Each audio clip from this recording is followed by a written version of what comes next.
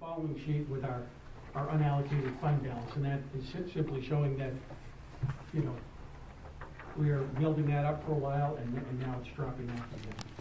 So, Okay. Okay, you've answered basically what the parking fund revenue pays for, and there's a question perhaps to you or to the city manager. Some of these capital expenditures, might they be more appropriately coming through the general fund, since it is a general purpose to the general public, as opposed to just the parking public? Because that's another way of balancing the dollars. There's tremendous competition for the property tax dollar, whether it be the county government, the schools, or the city government. The city has historically tried to keep its use of the property tax dollar to the minimum it possibly can. By adding in the parking in any way, shape, or form, it would drive the cost to the property taxpayer versus the user. In this particular case, you have a user community downtown who work, shop, and come here for other recreational purposes. And it is a legitimate way of passing along the cost for maintaining parking and having a viable economic entity downtown. Right now we enjoy many businesses being downtown, but they do depend on parking. And their customers are willing to pay, I think, some reasonable amount of money. And the city of Keene right now has probably the lowest parking rates in the state of New Hampshire. I'd ask Gary Lamoureux to confirm that, but that's my understanding. So we're a good deal, have been for quite some time, and we're looking for some modest increases going forward. Okay, now I'm just throwing out different thoughts. There was another discussion that I had with Gary regarding what's called scofflaws. Those folks that get their tickets and go back to Connecticut or Kansas or wherever they go.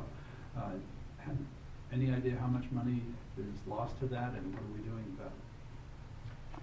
Well, currently we track where, how many tickets are paid and what isn't paid. We do have uncollected fines. The difficulty is, as you state, we do have a college community here, and we do have visitors that come in from other states. Once they do receive a violation, it's very difficult to track them down. We do have a new program that we're working on right now that will be able to purchase that information to be able to pass along notices to them so that they're aware that they are owed. Again, in the city of Keene, it falls down under the registration portion of it. If you are a city of Keene citizen and you do have violations, they must be paid before you register your vehicle. So there are some things in place to be able to assist with that. We do have unpaid tickets, which is something that happens annually, and we're trying to find ways now to be able to try and recover some of those funds to help increase our revenue. It's not appropriate to what we're doing here, but the Parking Commission did discuss booting. We used to have boots, and I know that they are towed occasionally. Vehicles are towed when really excessive numbers of fines. Committee, yes, sir. We'll go back to that discussion about taxing or tax revenues for parking. We're no different than any other community across the country. Parking is an enterprise fund, separate and above taxing. So I don't think we ought to even begin the discussion making those kinds of changes, because it's really not a service that we make available to the general public. It's an enterprise fund, and it should operate as an enterprise fund and be able to cover its expenses. And I think we're doing what any business would do, having this discussion about how to get some more revenue. I don't think that discussion should include taxes. I know we talked 2009, boy, time's going by fast. We talked about it, and I know the chief was talking about how we were working into cooperative deals with other communities, and I think you were talking about Bedford at that time, to help us to recover less unpaid tickets. But it still comes down to New Hampshire, because New Hampshire has some really restrictive and privacy laws where I've got parking tickets in Washington, D.C. and Boston, and they come right to me and I have to pay. But in most cases, we can't do that once anybody leaves the state of New Hampshire, because that's some of New Hampshire's privacy laws that prevent that. Actually, there are some provisions that have been able to help us with that. One is that a lot of the parking enforcement departments in the state of New Hampshire use what they call the spots terminal. Spots terminal is actually through the police department. It's maintained by the state police. And what that terminal does is it has a lot of information in it that you actually have to be certified to use. Also, as part of the agreement with the state police, you are not able to utilize that information to be able to go and actually go after people with that information, to be able to make sure that they're paying. So now, what we do, we have now is a memorandum of understanding with the state of New Hampshire DMV. We actually purchase the information, and now we can utilize that information to be able to, if the city council down the road wants to look at other avenues as to how to collect that money, we are able to use that information. We also have another program that we use. It's called Cardinal, which our whole ticket base is based with this company. It's the software called Cardinal. And we're able to purchase information from them from any state in the United States, so that we could utilize that information. Councilor Duffy? Thank you, James Duffy, City Council Ward 4. If I may through Mr. Chair to Mr. Lamoureux and perhaps Mr. Thornton. I want to compliment you on the report and the presentation. It's, I think, really helpful information for us so far. And I understand the rationale of increasing the rates on the short-term meters. Certainly that encourages turnover.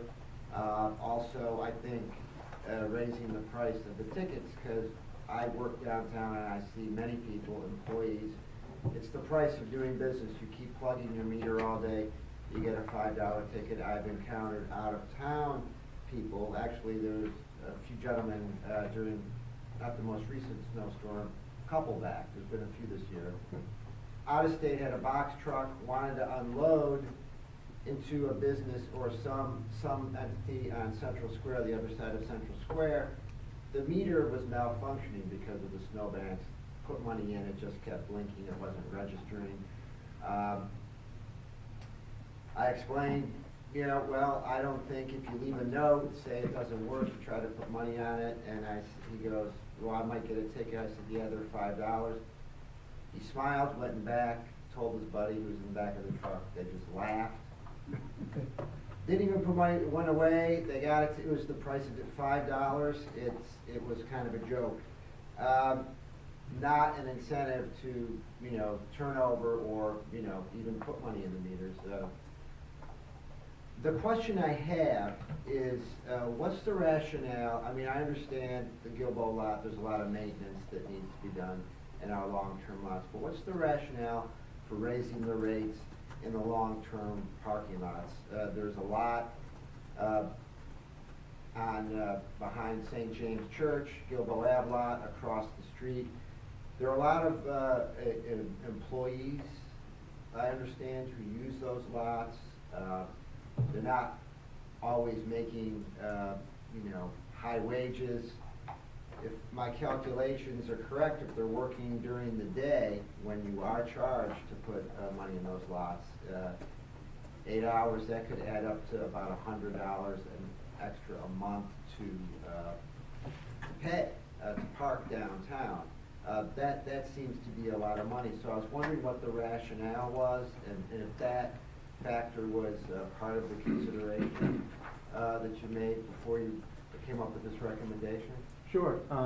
Based on a lot of the things that we've spoken to other parking divisions, the psychology of parking that we see, and we read some of the books, and I know, Mr. Councilor Duffy, that you've passed along some information regarding some of the readings that you've done. There's a psychology to the parking, and that is that in the premium spots that you have, you want to make sure that you have a rate that will be able to maintain the spaces that you have, and to be able to pay for the time that you're in those spaces and get your turnover. That's what the metered rates are in the downtown for. And the psychology of it is that you have a lower rate in the lots. And that is that if you're going to park long-term, if you're going to park 3 or 4 hours where you can't park in the downtown, you'd be able to park in those lots at a lower rate. When we looked at what everybody else is doing in the state of New Hampshire, not only in the state of New Hampshire, but really the East Coast, we wanted to compare not only the state, but we went to Connecticut, we went to Massachusetts. We've talked to some in Rhode Island, just to look at what their rates are and why they do what they do. The 75 cent, or the 20 minutes for 25 cents in the downtown area coincides with just about everybody on the East Coast. Some of the organizations or some of the divisions charge the same rate in the parking lots. And we felt that it should have a lower rate. And based on what we have for figures and what we need for funding to be able to maintain those lots, we felt that we needed to raise the rates also in the satellite lots to be able to make sure we had enough funding to do our projects in the future. Yeah, there's plenty of deteriorating asphalt in especially the Gilboa lot behind the church. But do you have an idea of how many people this will impact? Employees, because I understand there are a fair amount of people who use those lots during the day who don't work downtown, and there are people who live in the area who park there at night and then get their cars out of there early in the morning. But is there any sense on how many people would be impacted? Are there any other possible options? Because again, I want to get back to, that does seem to be a lot of money for someone who's, you know, possibly not making a lot of money. Is there, and I know the city is going through a process of developing a parking plan for Keene in the downtown neighborhoods for, you know, at the request of the council last year. Is there some way to help those folks? Because I think it's not an insignificant amount of people who depend on those lots, who work downtown. And I also know, you know, it's good that people park long-term because lots of employees, well, maybe not lots, but where I work, at least half of the 15 people in my office utilize the meters, you know, more than 2 hours a day. They just plug it. It's easy to walk up instead of walking from where they have permanent parking behind SID. So is that something that can be looked at? Because I think the rate, you know, if there is an alternative and still be able to raise the rates but make it affordable as possible for those folks, it sounds like that would be the most beneficial way to go. Yeah, absolutely, we can always look at it and see what we can come up with, but I know when we originally looked at it, that was the funding that we were requiring to try to yeah, there is maintain the fund. Yeah, I understand there is a bottom line and we do Right. need to do something. Yes, I agree with that. Thank you. Thank you. Mr. Chair. Thank you. Yep, Councilor Clark. Thank you.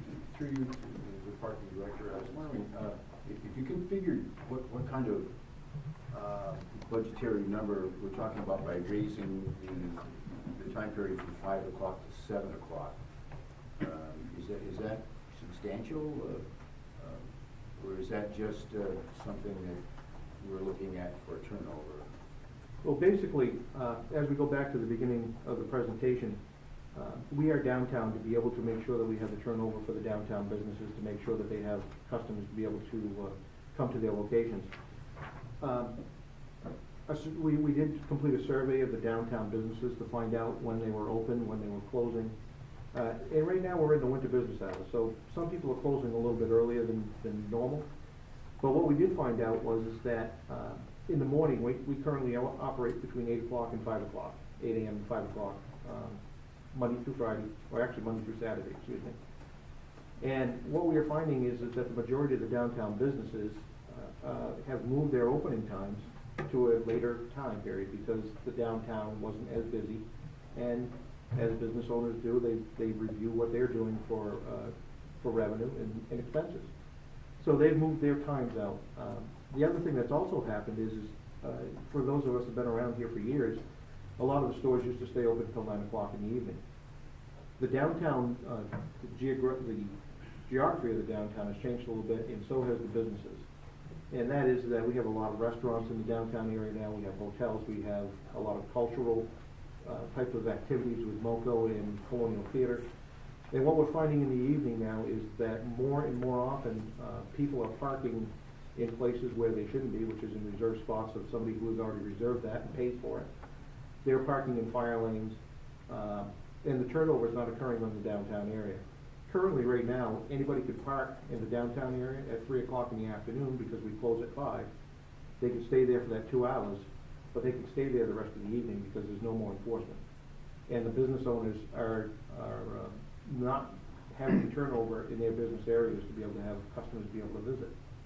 So, a lot of the divisions that we've spoken to across the state, a lot of them went to 8 or 9 o'clock in the evening, and they've backed off till 7 o'clock. It better matches up to the time periods that their businesses are open in the downtown area to provide parking for them. So, as much as right now we operate between 8 and 5, as you'll see in our recommendations, we're looking to go 9 to 7, 9 a.m. to 7 p.m. That would allow the morning commute to have the opportunity to stop at one of the coffee shops or their restaurants or wherever business is open. When it's a light traffic area or light time of traffic, they'd be able to park there free. However, in the evening, when we actually need the compliance of making sure that all of the lanes are remaining open, making sure that they're parking in the proper locations, and making sure that there's some turnover for the businesses, that's why we're going to be recommended to go to 7 o'clock in the evening. So basically, we're going to be, we'll be losing 1 hour at the beginning and gaining 2 at the end, so in reality, we have 1 more hour of operations, just better suits and better coincides with the time period of the business owners of the downtown.